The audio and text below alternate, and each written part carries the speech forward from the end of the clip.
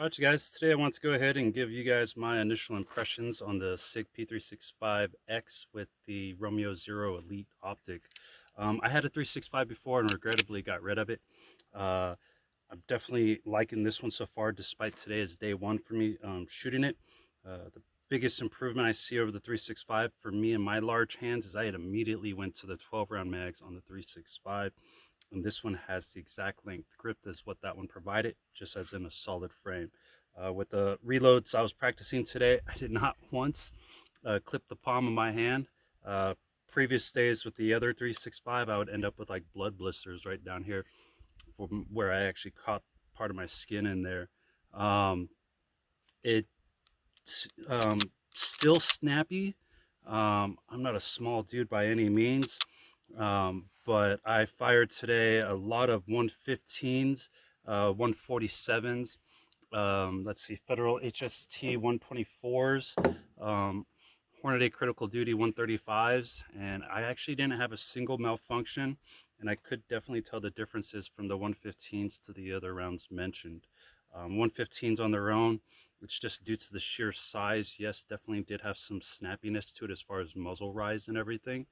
As long as you're not getting this to go out, target shooting, I think you'll be perfectly fine if you get it and actually are practicing with it for what this gun is intended for, is for personal defense, in my opinion. And you're doing like just 10-yard training and it was more than sufficient and controllable enough for at least me. Quick follow-up shots. The trigger, I don't really remember if I any dislikes with the old trigger. I mainly noticed the trigger when I was zeroing the red dot.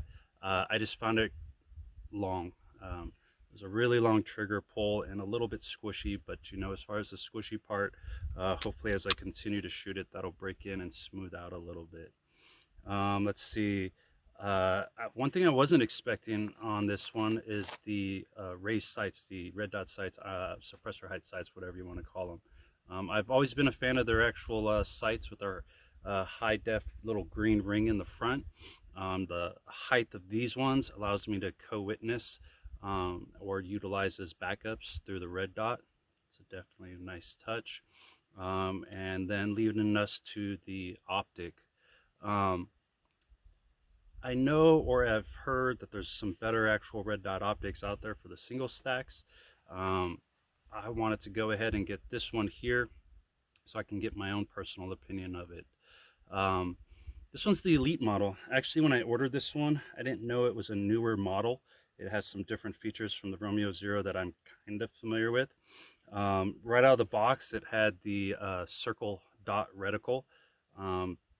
Instantly didn't like it. The few days prior to getting out here, I was kind of just messing around with dry firing, and I didn't like it. The instructions are not the greatest as far as what comes with the firearm. I did find a video on YouTube from Sig Sauer that definitely helped with learning the adjustments of this particular optic and to get rid of the circle dot reticle. I switched it over to the dot as of only yesterday and utilized that for today's zero and all shooting performed today. As far as shooting, you guys, I'm sorry, I just don't have time to do like some B-roll with shooting. This video is gonna be nothing more than me just sitting here talking about the firearm. The red dot, I don't know what it is, but my fat fingers can't do any adjustments to this red dot. So as far as everyday carry, this is day one of actually shooting, day three of owning. I think I'm gonna have to have this sucker preset prior to ever leaving the house if I'm gonna be utilizing it for any type of EDC. I can definitely change it, but what I've been finding, and got it either out of the manual or out of the video where it states to use a tool such as the Allen wrench that came with it, and that works perfectly fine. That's allowed me to change the brightness of it, change the reticles and stuff like that. But it's like, holy cow, how could I, if it changes from like an 8-hour day, let's say, into a 20+ day where I'm going from day to night situations with possibly nothing to make that adjustment. I'm sure I'll be able to find something, a pen or something, but not a fan of that. Throughout the zero process, there is no audible or tactile clicks for the actual windage and elevation. that didn't bother me that much. It took a second for me to learn it.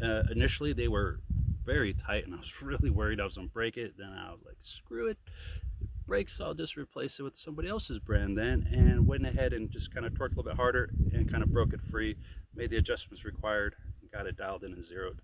I just went ahead and zeroed for 10 yards because that's what I believe this gun will be for.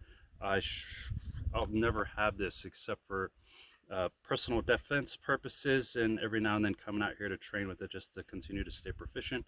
My actual plan for this one is to be, no offense for anyone who's going to be offended by this, but to be like my gym gun or workout gun. Something small, relatively light that I can at least still be packing, just in case a stupid situation would ever occur while working out or out running about.